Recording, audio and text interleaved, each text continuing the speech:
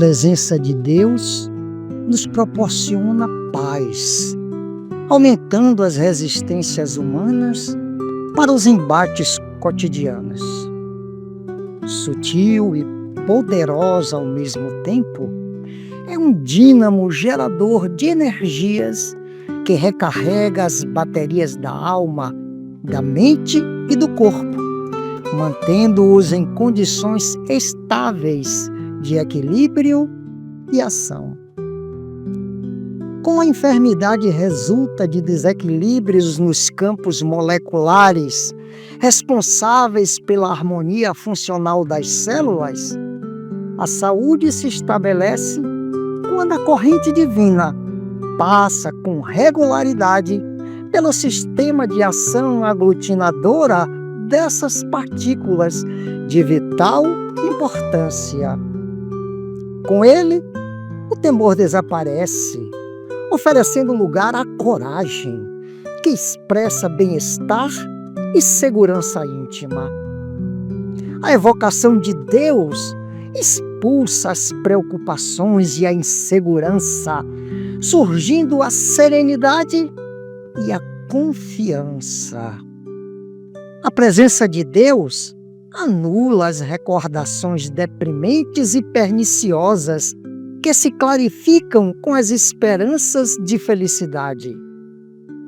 Em Deus, encontras a luz para discernires com acerto, pensando corretamente, falando com sabedoria e agindo com precisão. Ante Deus, tudo é possível. A saúde de alguém, o êxito, as tuas necessidades são convenientemente atendidos, porque Deus é o poder. Assim, quando hajas feito o máximo ao teu alcance e os resultados não sejam conformes esperavas, não te exasperes e aguarda um pouco mais. Este não era o momento, e se houvesses logrado êxito, isto não te seria conveniente. Permite, pois, que se faça a vontade de Deus e não desanimes jamais.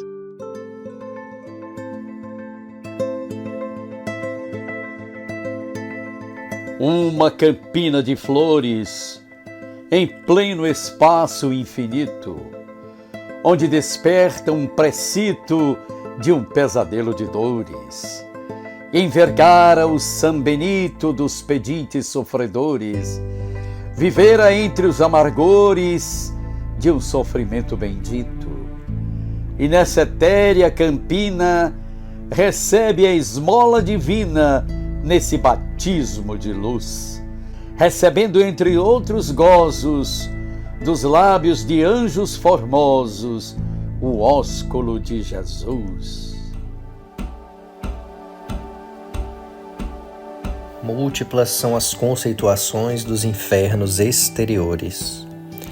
Para os hindus, de várias legendas religiosas da antiguidade, a região do sofrimento, para lá do sepulcro, dividia-se em dezenas de seções, nas quais os espíritos culpados experimentavam os martírios do fogo e da asfixia, dos botes de serpentes e aves famélicas, de venenos e martelos, lâminas e prisões.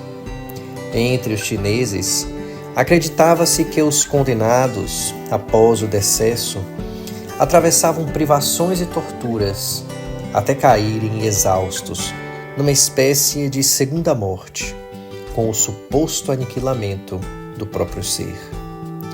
Egípcios possuíam aparatosos regimes de corrigenda para os mortos que fossem implacavelmente sentenciados a penas aflitivas sob as vistas de Anubis. A crença popular grega admitia a existência de abismos insondáveis além-túmulo, onde os maus eram atormentados por agonias cruéis. E seguindo por vasta escala de concepções, A teologia relaciona infernos hebraicos, persas, romanos, escandinavos, muçulmanos e ainda os que são até hoje perfilhados pelos diversos departamentos da atividade cristã. Não ignoras que os sistemas de castigo, mentalizados para depois da morte, obedecem às idiosincrasias de cada povo, apresentando por isso variedades multiformes. E sabemos igualmente, em doutrina espírita, que existem outros infernos exteriores a cercar-nos na terra, entre os próprios espíritos encarnados.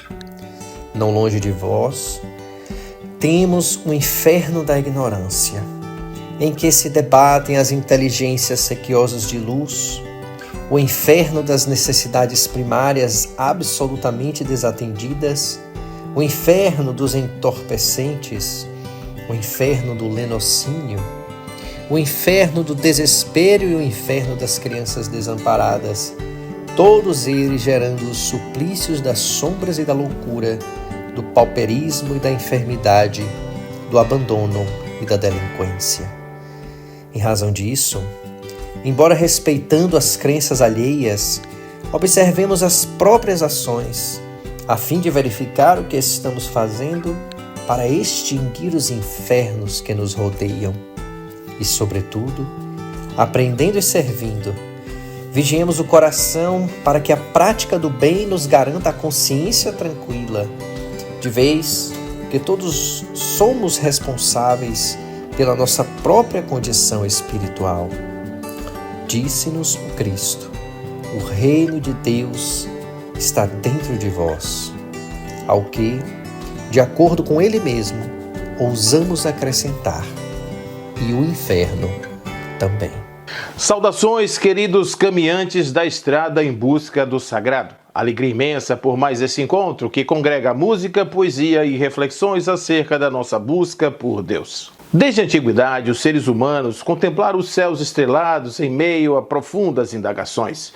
Sabedores de que possuíam realidades transcendentes, imaginaram o transcurso das almas desde a Terra até os novos mundos habitados por seres em estado variado de graça, dando à mente criativa liberdade para explicar tal movimento. Daí nascendo da dicotomia entre o bem e o mal, os conceitos das moradas espirituais, boas ou desventuradas, as quais se constituíram em matéria de suporte às principais religiões existentes. Para falarmos sobre este assunto, em homenagem aos 160 anos do aparecimento de uma obra de mesmo nome publicada por Allan Kardec, abordaremos o tema O Céu e o Inferno. Narra o poeta Dante Alighieri que, perdido em uma selva intricada e escura, errava nela a noite toda, e saindo da mesma, ao amanhecer, começou a subir por uma colina quando se lhe atravessaram uma pantera, um leão e uma loba, que o repeliram para a selva. Apareceu-lhe então também o poeta Virgílio, que o conforta e oferece para tirá-lo de lá, fazendo passar pelo inferno e pelo purgatório, donde Beatriz o guiaria ao paraíso. E Dante segue. Com esses versos inicia a grande obra, a Divina Comédia, poema escrito no início do século XIV, o qual, dividido em 3 partes, traça um panorama dos mundos das almas, constituídas em inferno, purgatório e paraíso. Este último lugar auspicioso em que o poeta é conduzido por seu amor platônico Beatriz. Para Dante, o inferno era um conjunto de substratos cuja profundidade indicava o grau de comprometimento dos seus habitantes. Inspirados pela possibilidade da não extinção da existência, portanto, da imortalidade da alma, fez-se necessário que o resultado da vida fosse relativamente associado à condição do ser após o decesso carnal. A ideia dos infernos estaria associada à menos-valia, à vida sem sentido, imoral ou em desobediência aos padrões estéticos e éticos vigentes. Da mesma forma, o paraíso, ou céu, ao contrário, seria a morada dos bem-aventurados, os eleitos, para os quais estariam reservadas as divinas graças. Em diversas culturas, os termos foram incorporados. Para os hebreus, a palavra principal usada para se referir ao mundo dos mortos seria Sheol. Para os gregos, Hades. Quando o monge Jerônimo fez a tradução da Bíblia para o latim, aquela que ficou conhecida como Vulgata Latina, foi usado o termo infernos para traduzir o hebraico Sheol e os gregos Hades e Gena, sem distinção, gerando por essa simplificação alguns mal entendidos. Embora para cada povo os significados tenham sentido especial, excluídas as particularidades, o que resta é a imagem de um plano infernal como local de prantos e rangeres de dentes. Igualmente, porém, em sentido diametralmente oposto, o céu foi descrito como estratificado em esferas ou níveis, cuja quantidade variava em conformidade com as particulares visões de cada povo. Normalmente descrito como 7 os níveis celestiais, conforme cosmologia vigente à época, tal era a compreensão predominante em meio aos grandes teólogos de então. Esse conceito, presente na religião mesopotâmica, no judaísmo e no islamismo, pode apresentar variações, como em as religiões do Antigo Oriente Próximo, em que os níveis são reduzidos a 3. O número 7 aparece frequentemente em rituais mágicos babilônicos, daí que os 7 céus judaicos e os 7 islâmicos podem ter tido sua origem na astronomia desse lugar. Em geral, os céus não são um lugar para humanos na religião mesopotâmica. Como o poeta Gilgamesh diz ao seu amigo Enkidu, na epopeia de Gilgamesh, quem pode subir aos céus, meu amigo? Somente os deuses habitam com o Shamash para sempre. Junto com a ideia de 7 céus, a ideia de 3 céus também era comum na antiga Mesopotâmia. O apóstolo Paulo, em sua segunda carta aos Coríntios, descreve no capítulo 12, versos de 2 a 4, que conheceu um homem em Cristo que há 14 anos, sem o corpo, não sei, se fora do corpo, não sei, Deus o sabe, foi arrebatado ao terceiro céu. E sei, segundo ele, que o tal homem, se no corpo, se fora do corpo, não sei, Deus o sabe, foi arrebatado ao paraíso e ouviu as palavras inefáveis que ao homem não é lícito falar, em clara alusão a si mesmo. O fato é que a visão dicotômica de céu e inferno povoa o imaginário popular, criando aspectos de uma cosmovisão baseada no conceito de lá ou cá, significando merecimento e reconhecimento por entidades divinas do direito ou condenação de estar o ente em alma destinado a cada uma dessas localidades, só vendo ali o mel ou fel de tais posições. Entretanto, tal visão mitológica carece de revisão pertinente e foram necessárias para tanto 1865 anos após o surgimento do Cristo na Terra para que os ventos da mudança começassem a soprar. Em 1º de agosto de 1865, inspirado pela belíssima obra lançada do ano anterior, O Evangelho segundo o Espiritismo, Allan Kardec refaz a cosmovisão tradicional, mudando, com a ajuda das entidades venerandas, a localização do céu e do inferno, bem como todas as localidades posteriormente criadas pelas teologias tradicionais. Com a publicação de O Céu e o Inferno, o mestre Lyonês inicia dizendo que todo homem experimenta a necessidade de viver, de gozar, de amar e de ser feliz, e que a maneira com a qual se enxerga a realidade da vida dirá o quanto de esperança haverá em os corações premidos por circunstâncias desfavoráveis, as quais podem ser desditosas ou felizes, conforme seja a percepção do sujeito em relação às ocorrências. Para os que creem no nada, a vida presente é o objetivo principal, é o niilismo em sua franca expressão. Em outro plano, aproveitando a ideia da percepção em relação à vida, apresenta a dissolução em o todo, a doutrina panteísta, igualmente focada em um nada, proveniente da dissolução do ser em a totalidade após a morte do corpo. Finalmente, a ideia do progresso, com as vidas sucessivas, se apresentando em sinal de conquistas evolutivas, acabando para sempre com esses locais definitivos, que são substituídos por moradas transitórias, estados de consciência, nova designação para o céu e o inferno.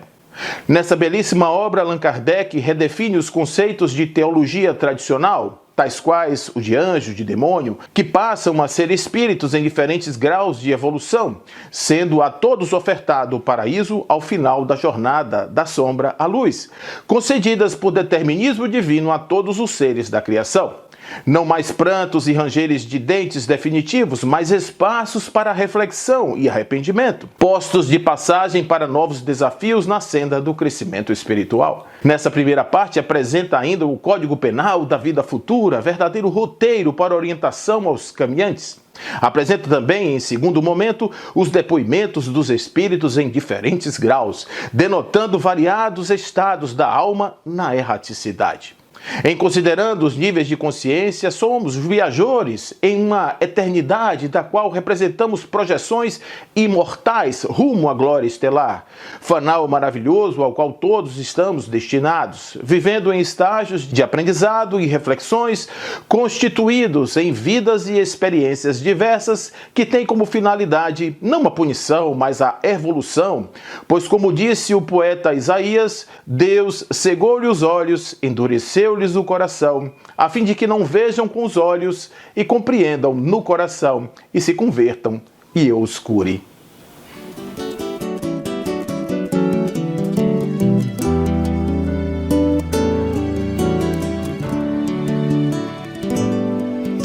Pedi e obtereis, buscai e achareis, batei e se abrirá. Porque todo o que pede recebe, e o que busca acha, e ao que bate se abrirá. Oh, qual de vós é o homem que se seu filho lhe pedir pão, lhe dará uma pedra? Ou porventura se pedir um peixe, lhe dará uma serpente? Pois se vós outros sendo maus sabeis dar boas dádivas aos vossos filhos, quanto mais vosso Pai que está nos céus dará boas dádivas aos que lhe pedirem. Buscai e achareis, pedi e obtereis, ajuda-te e o céu te ajudará. Buscai e achareis, pedi e obtereis, ajuda-te e o céu te ajudará.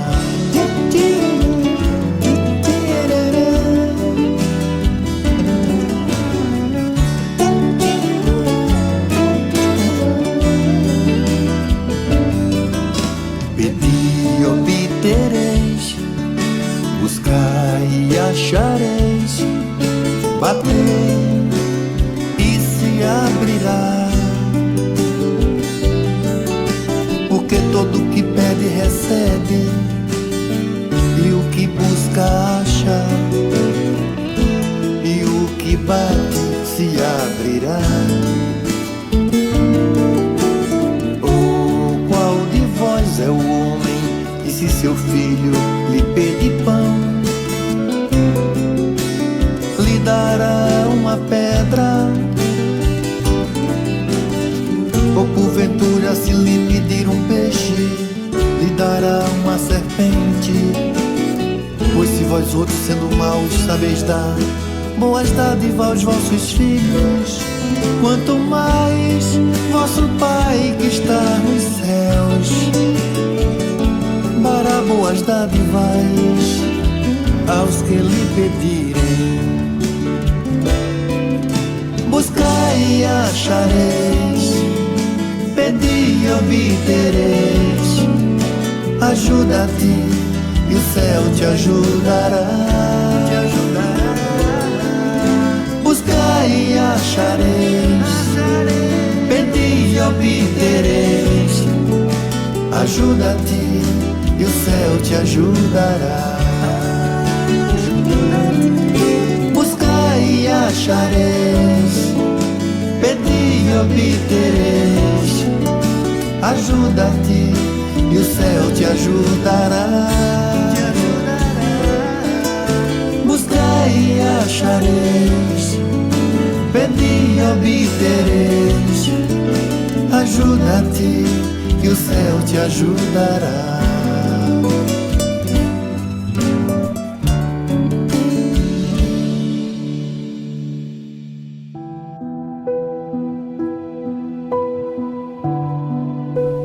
Junto às portas celestiais, assomam almas da terra todos os dias. Sublimadas na abnegação e na dor, assemelham-se a anjos nascituros que o flagelo da retaguarda deixou sem nome. Agora, as cruzes do trabalho destacam-se-lhe dos ombros, à feição de asas alvíssimas, com que aspiram aos supremos voos no rumo da eternidade. Enlevadas, auscultam constelações distantes, lares suspensos da criação que lhes sugerem, enfim, a aventura perfeita, e ouvem estáticas a música das esferas, convidando-as à luz da divina ascensão. Todavia, na fronteira de sol, gritos de expiação alcançam-lhes o seio. Partem da terra escura em que a noite domina, traduzem desespero, agonia e aflição. Trazem pragas atrozes, notas de tempestade e soluços pungentes. São lágrimas e anseios daqueles que ficaram no abismo da saudade, entre a grade da treva e o martírio da prova. São filhos que padecem, amigos que pranteiam, companheiros em sombra e amores sob algemas. É então que os redimidos quase sempre despertam para Cristo imortal, e ao invés da subida ao fulgor das estrelas, volvem a matéria obscura, retomam-na apressados, sofrendo o berço pobre em chagas de amargura, acendendo de novo o lume da alegria onde a angústia corveja, ensinando a bondade em silêncio e renúncia, indicando o caminho ao resplendor da altura e morrendo em louvor da bondade sublime, aprendendo com Cristo que a virtude do amor é cessar todo ódio e que a graça do céu é converter o enfermo de procedência humana em templo redentor de trabalho e esperança para o reino de Deus.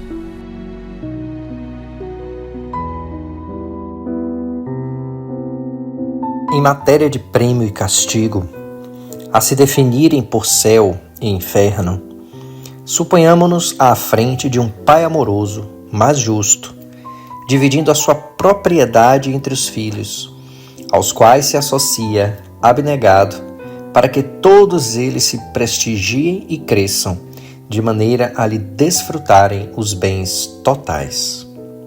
O genitor, compassivo e reto, concede aos filhos, em regime de gratuidade, todos os recursos da fazenda divina, a vestimenta do corpo, a energia vital, a terra fecunda, o ar nutriente, a defesa do monte, o refúgio do vale, as águas circulantes, as fontes suspensas, a submissão dos vários reinos da natureza, a organização da família, os fundamentos do lar, a proteção das leis, os tesouros da escola, a luz do raciocínio, as riquezas do sentimento, os prodígios da afeição, os valores da experiência, a possibilidade de servir. Os filhos recebem tudo isso mecanicamente, sem que se lhes reclame esforço algum, e o pai apenas lhes pede para que se aprimorem, pelo dever nobremente cumprido, e se consagrem ao bem de todos, através do trabalho que lhes valorizará o tempo e a vida. Nessa imagem, simples embora, encontramos alguma notícia da magnanimidade do Criador para nós outros, as criaturas. Fácil assim perceber que, com tantos favores, concessões e doações, facilidades e vantagens, entremeados de bênçãos, suprimentos, auxílios, empréstimos e moratórias, o céu começará sempre em nós mesmos, e o inferno tem o tamanho da rebeldia de cada um. A ausência de cores no monastério inspiravam melancolia, e o jovem Irlian, que havia chegado recentemente, estranhava aquele modo de viver. Acabara de chegar da Riviera Ligure, uma estreita faixa costeira que se estende entre o mar Ligure e a cadeia montanhosa formada pelos Alpes Marítimos e os Apeninos. Lá, a exuberância de cores enaltecidas pelo contraste das encostas com o mar azul turquesa explodiam os sentidos em exaltações indescritíveis, por cuja inspiração e graça fora levado o jovem Irlan à busca por mais espiritualidade. Algo que fê-lo seguir ao convento Monte Carmelo para as iniciações monásticas. A partir de então, após a conclusão dos primeiros anos de atividade, foi instado a peregrinar por outras plagas, menos aquinhoadas de beleza, apresentado a desafiantes contrastes humanos que lhes renderam fortes emoções. Inspirado pelos grandes vultos de outrora, Irlian convertera-se em voluntário de primeira hora às atitudes ascéticas impostas pelos longos rituais de jejum e arrependimento. No campo de estudo, firmara-se como valoroso aluno, pesquisador nato e experimentador de primeira qualidade, sempre pondo em prática os ensinos apreendidos tão logo a chance se lhe fizesse oportuna. Por conta da dedicação e esmero com o qual tomara a causa esposada, deu-se conta do quanto era diferente dos demais companheiros de viagem. Sempre ocupados com o que vestir e o que comer, seus correligionários eram glutões de causar espanto, quando não notáveis ébrios do caminho. Indene a toda essa sorte de cometimentos, o jovem abade tomava todas essas práticas como assédios habilmente orquestrados por entidades menos virtuosas que se apoderavam daqueles de sentido fraco, impondo-lhes vergonhosas e abjetas condições de vida. Em uma dessas caminhadas, Irlian foi designado para o convento em região inóspita da Inglaterra, assumindo a cátedra de disciplina lá ministrada nos cursos de formação religiosa, muito embora sem que soubesse, adentrava num dos mais severos campos de experimentação da abnegação e devotamento que se pudesse imaginar. Tratava-se do convento de Little, localizado próximo às montanhas rochosas em um vale sem cor ou vida. Parecia que a natureza, inspirada pela egrégora moral deprimente do local, houvesse abandonado as boas práticas de estética e harmonia, restando ali somente resquícios de uma vida muito sem graça ou beleza. A caminhada foi exaustiva e o jovem mancebo sequer se deu conta de que adentrara em região de tão fracos predicados. Imediatamente acolhido em um dos aposentos da construção, adormeceu qual pedra em aquela noite, tendo em vista o cansaço a que se dera por conta. Na manhã seguinte, ao dirigir-se para uma das salas das refeições, percebeu algo diferente que o fez refletir de pronto, mesmo que inspirado por alta dose de incredulidade, posto ser o mínimo estranho o que ali se presenciava. As irmãs caminhavam cabisbaixas e tristes pelos corredores, as roupas quase sempre sujas, exalando odor desagradável.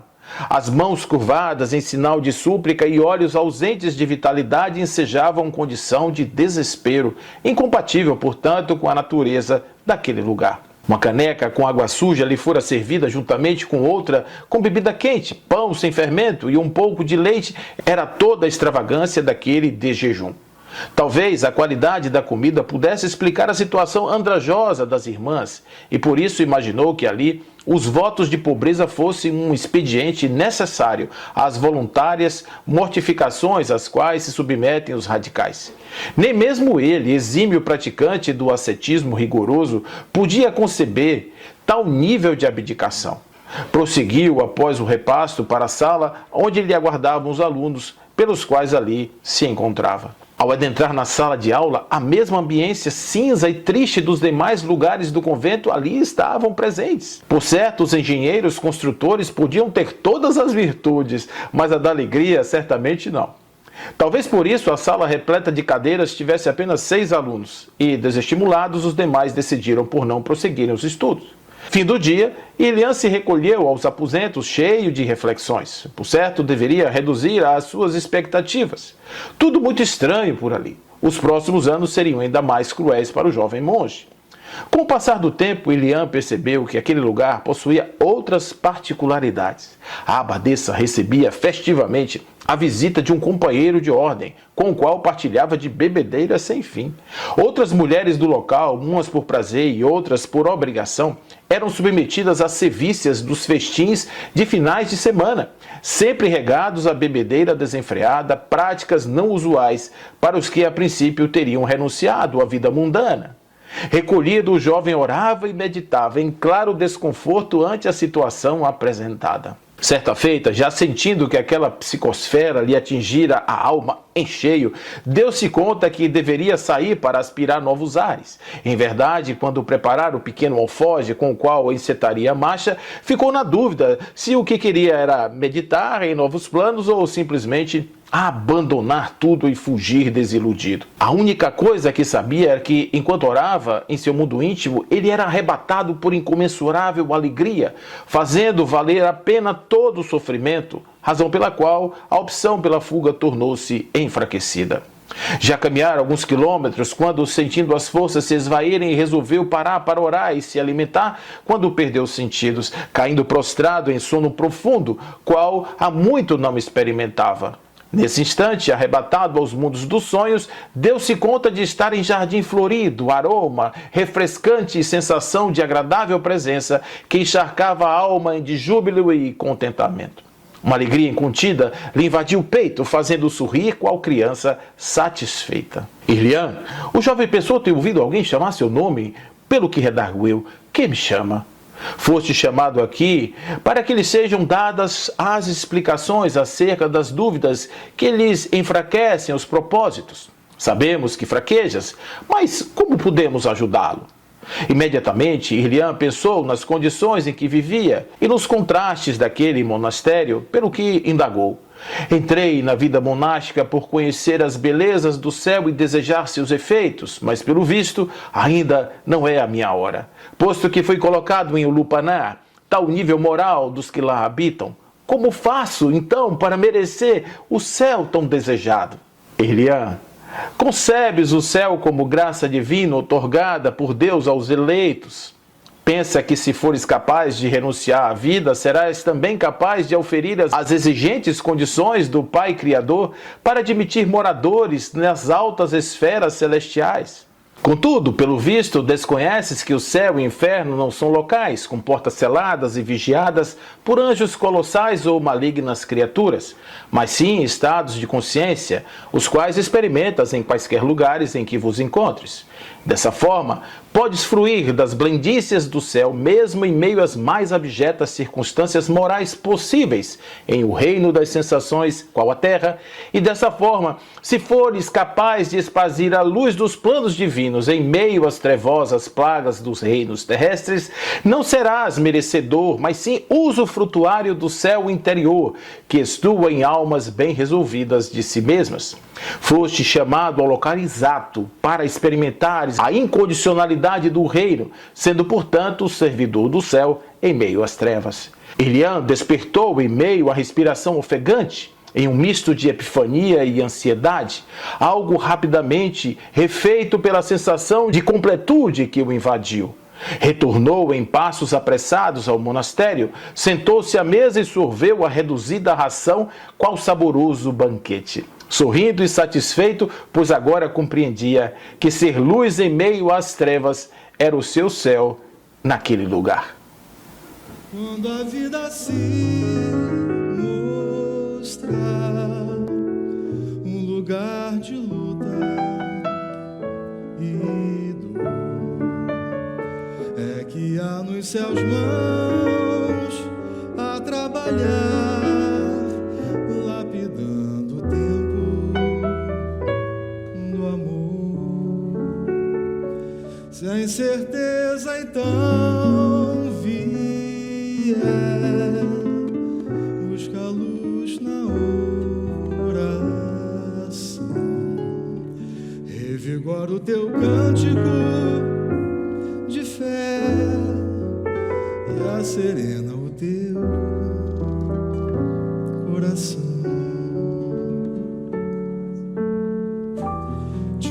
teus olhos, das noites sombrias, das brumas, da desilusão.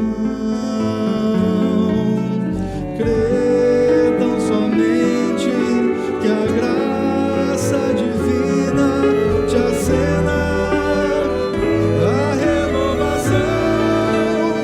É preciso compreender que o melhor sempre se dá. Confia e segue sem esmorecer, e o que Deus escrever será. Tire os teus olhos das noites sombrias, das brumas, da desilusão.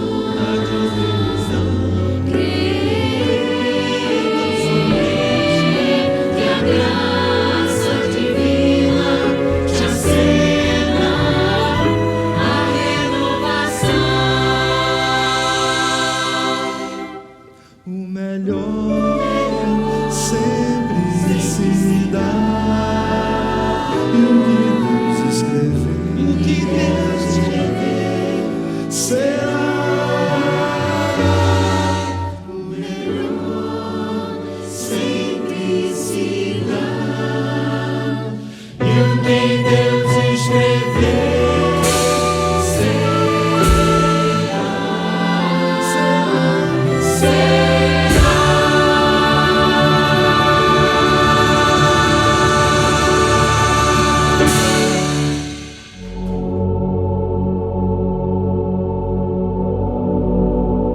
Há um céu para o espírito que luta, no oceano dos prantos salvadores.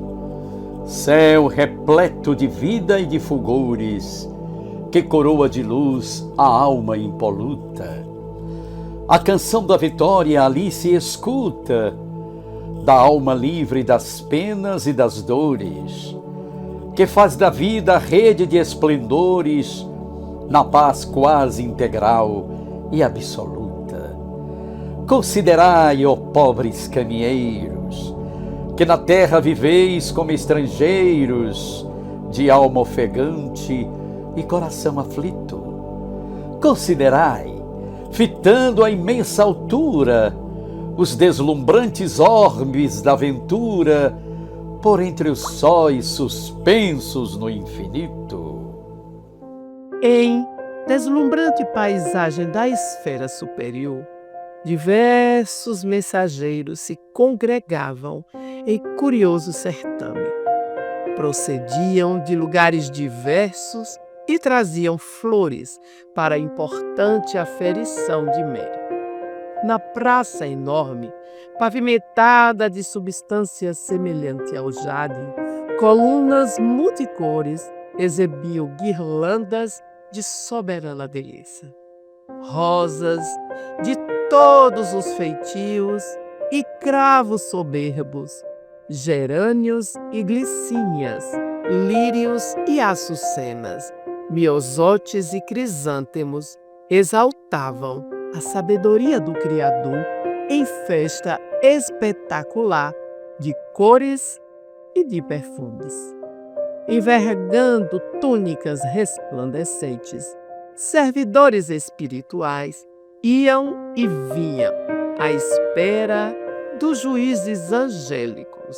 A exposição singular destinava-se à verificação da existência de luz divina nos múltiplos exemplares que aí se alinhavam, salientando-se que os espécimes com maior teor de claridade celeste seriam conduzidos ao trono do Eterno, como preito de amor e reconhecimento dos trabalhadores do bem.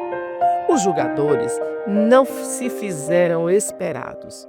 Quando a expectação geral se mostrava adiantada, 3 emissários da Majestade Sublime atravessaram as portas de dourada filigrama e, depois das saudações afetuosas, iniciaram o trabalho que lhes competia. Aquele que detinha mais elevada posição hierárquica trazia nas mãos uma toalha de linho translúcido, o único apetrecho que certamente utilizaria na tarefa de análise das preciosidades expostas. Cada ramo era seguido de pequena comissão representativa do serviço espiritual em que fora selecionado. Aproximou-se o primeiro grupo, trazendo uma braçada de rosas, tecidas com as emoções do carinho materno, que, lançadas à toalha surpreendente, expediram suaves irradiações em azul indefinível. E os anjos abençoaram o devotamento das mães, que preservam os tesouros de Deus na posição de heroínas desconhecidas. Logo após, brilhante conjunto de espíritos jubilosos deitou ao pano singular uma coroa de lírios, formados pelas vibrações de fervor das almas piedosas que se devotam nos templos do culto da fé. Safirinas emanações cruzaram o espaço e os celestes embaixadores louvaram os santos místeres de todos os religiosos do mundo. Em seguida, a alegre comissão juvenil trouxe a exame delicado ramalhete de açucenas, estruturadas nos sonhos e nas esperanças dos noivos que sabem guardar a bênção divina. E raios verdes de brilho intraduzível se projetaram em todas as direções, enquanto os emissários do Todo Misericordioso entoaram encômios aos afetos santificantes das almas. Lindas crianças foram portadoras de formosa auréola de jasmins, nascidos da ternura infantil, e que, depostos sobre a toalha miraculosa, emitiram alvíssima luz, semelhante a fios de aurora, incidindo sobre a neve. Em derradeiro lugar, compareceu a mais humilde comissão da festa.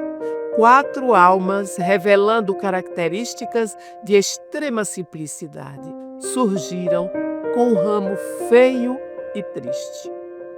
Eram rosas mirradas de cor arroxeada, mostrando pontos esbranquiçados à guisa de manchas, a desabrocharem ao longo de hastes espinhosas e repelentes. Depostas, no entanto, sobre a mágica toalha, inflamaram-se de luz solar, a irradiar-se do recinto a imensidão dos céus. Os 3 anjos puseram-se de joelhos.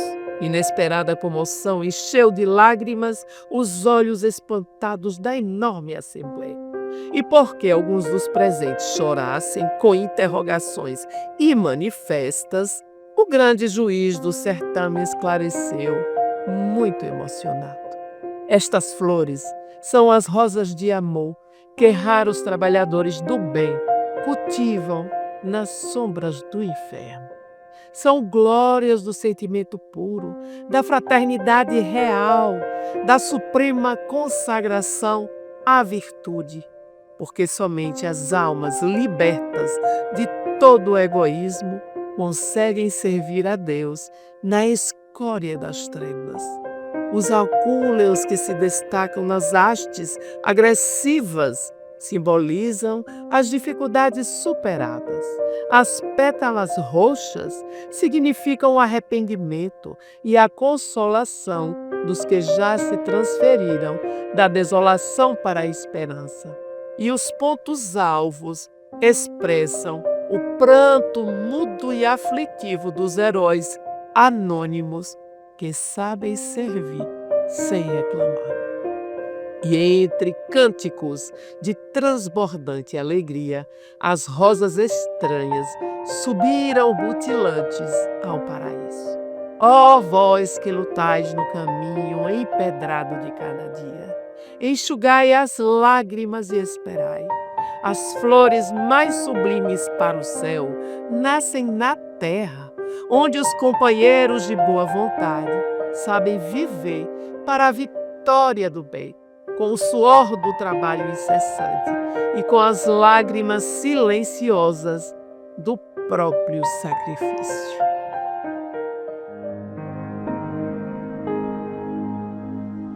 Reporta-se muita gente ao inferno além do sepulcro.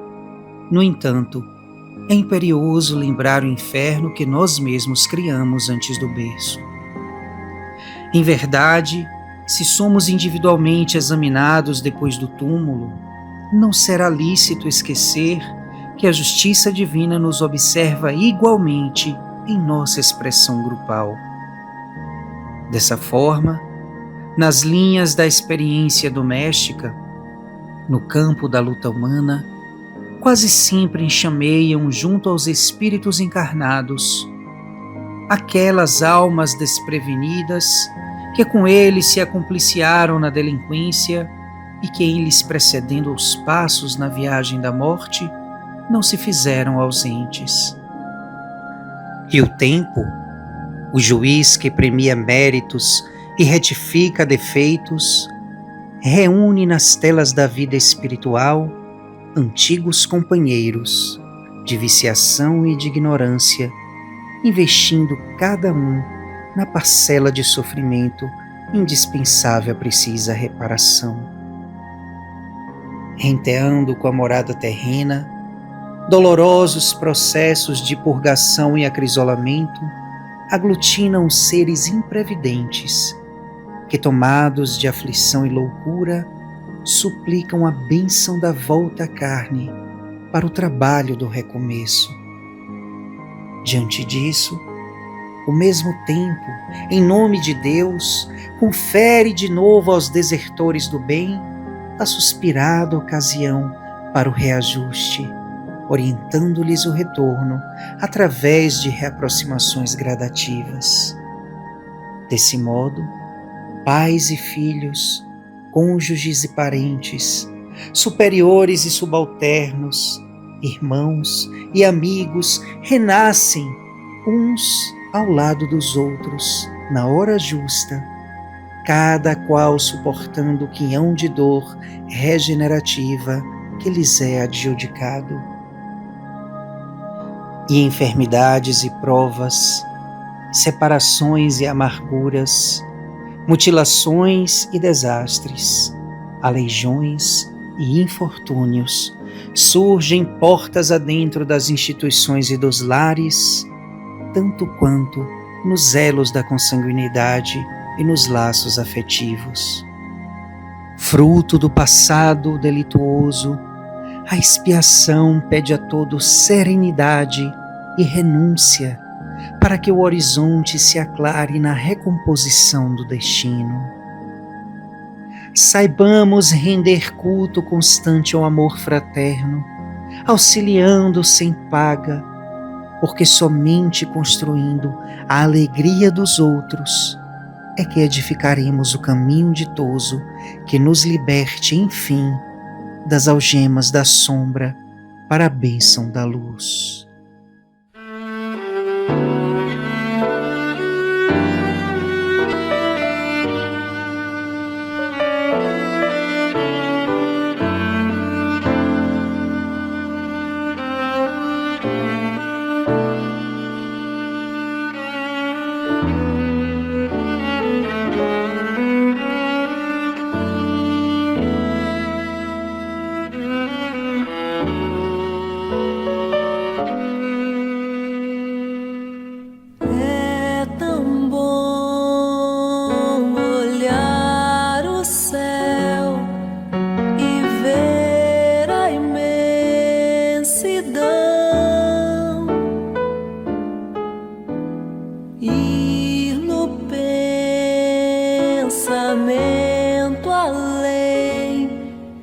Saber que a vida é muito, é sempre mais.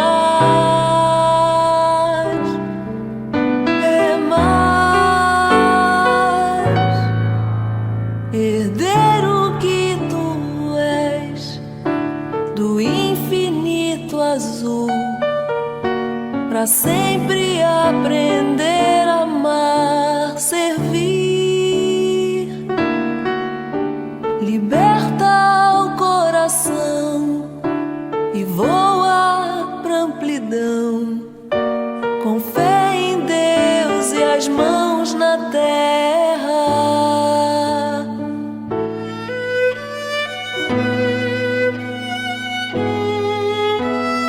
Tantos choram sem saber que a vida não tem fim. Abra os braços, solte a voz, declame esse poema de amor, de amor. O amor será maior, a esperança, a luz, a terra, uma campina, um sonho em cor. Liberta o coração, liberta teu irmão, e a terra será livre, um lar então.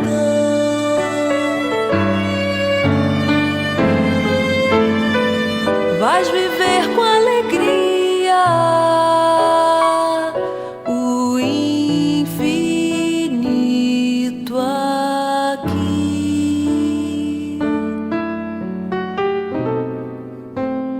Vais viver com alegria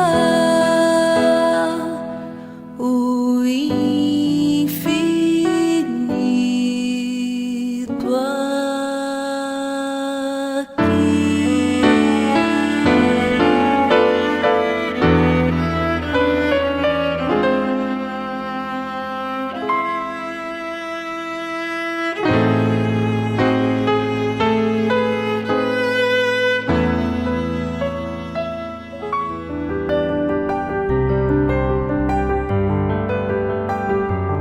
Todos possuímos um cofre do céu para o cultivo da verdadeira felicidade na terra, o cofre do amor nos recessos da própria alma.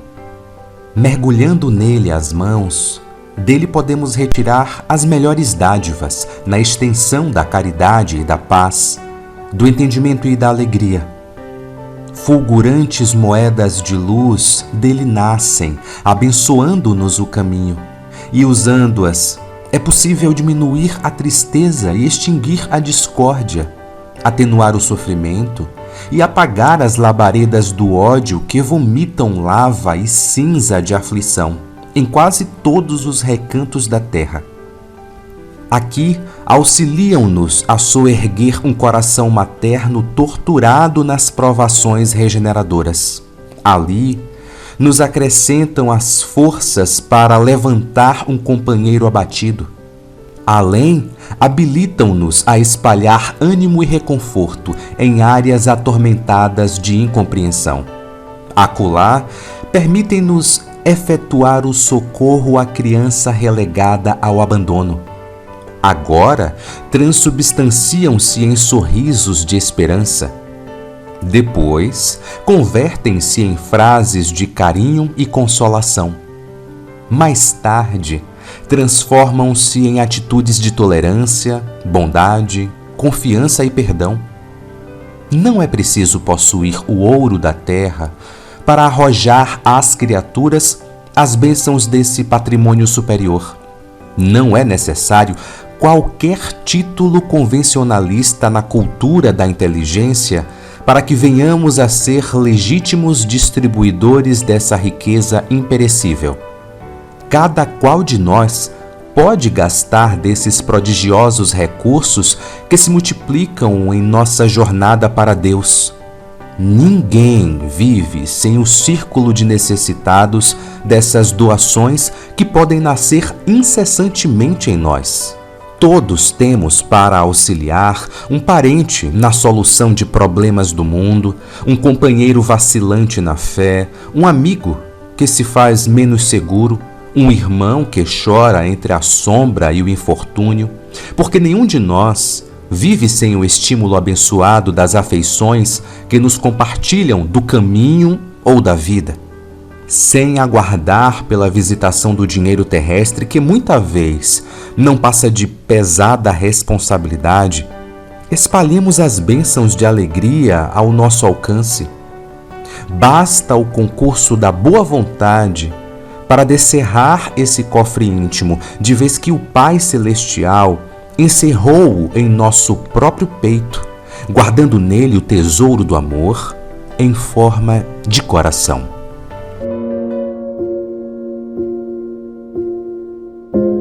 És uma estrela caída sobre os pauês da terra, acima de todas as coisas transitórias que se desfazem como as neblinas aos beijos leves do sol. És alma em ascensão para Deus. A tua inteligência e o teu sentimento são fulcros de luz imperecível que constituem os atributos maravilhosos da tua imortalidade. Por que te abates e desanimas sob os aguilhões da carne perecível? Contempla o alto se a fraqueza te envolve em seus tentáculos, e sentirás uma carícia branda, misteriosa, doce, suave, que promana do empíreo constelado para todas as almas que oram, que sonham e choram, buscando Deus, a bússola das suas mais caras esperanças. Quando sofreres, busca aspirar esse aroma divino, e tua alma sofredora sentir-se-á envolta na beleza, no eflúvio peregrino que emana fartamente dos espaços imensos. Na amargura e na dor, lembra esse dia que te espera, na indefinível primavera, gloriosa de amor.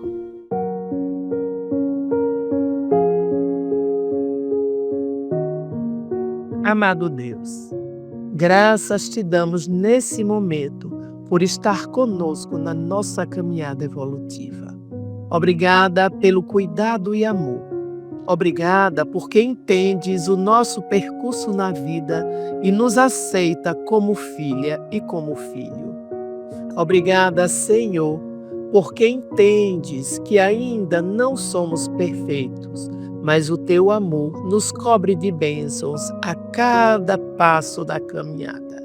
E assim encontramos o perdão e te agradecemos por isso. Sabemos, Senhor, que os nossos lares não são os melhores lares, e que às vezes é difícil imaginar como será viver contigo na imensidão dos céus.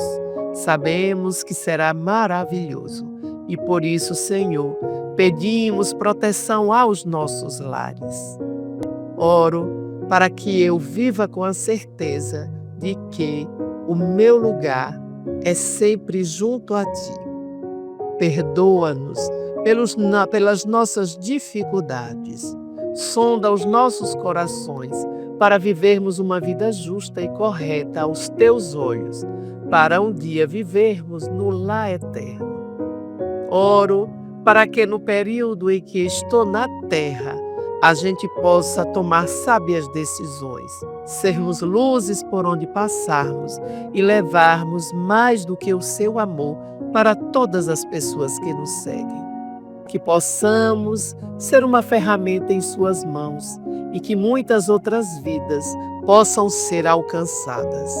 Que nossos sonhos sejam os Seus sonhos, Senhor da vida. Meu Deus, Teu é o poder, a glória e a honra para sempre. E é no nome do Cristo que eu oro, agradeço e peço que as minhas palavras cheguem com um perfume suave até o Senhor. Que assim seja.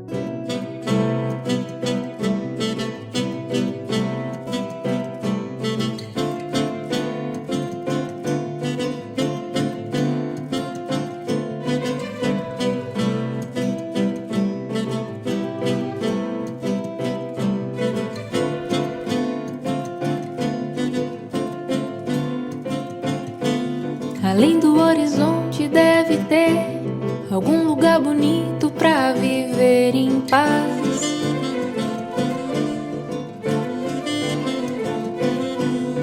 Onde eu possa encontrar a natureza, alegria e felicidade com certeza.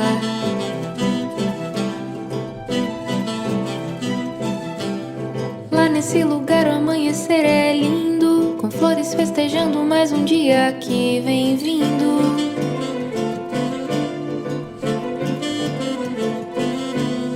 Onde a gente pode se deitar no campo, se amar na relva escutando o canto dos pássaros.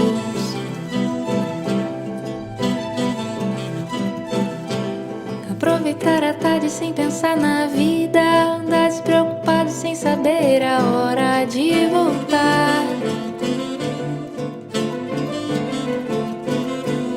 Bronzear o corpo todo sem censura, gozar a liberdade de uma vida sem frescura.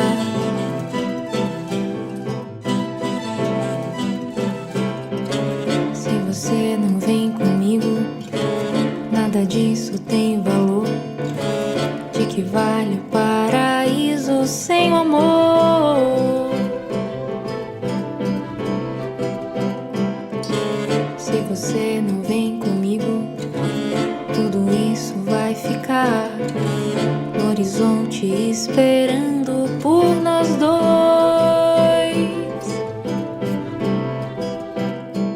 Além do horizonte existe um lugar bonito e tranquilo pra gente se amar.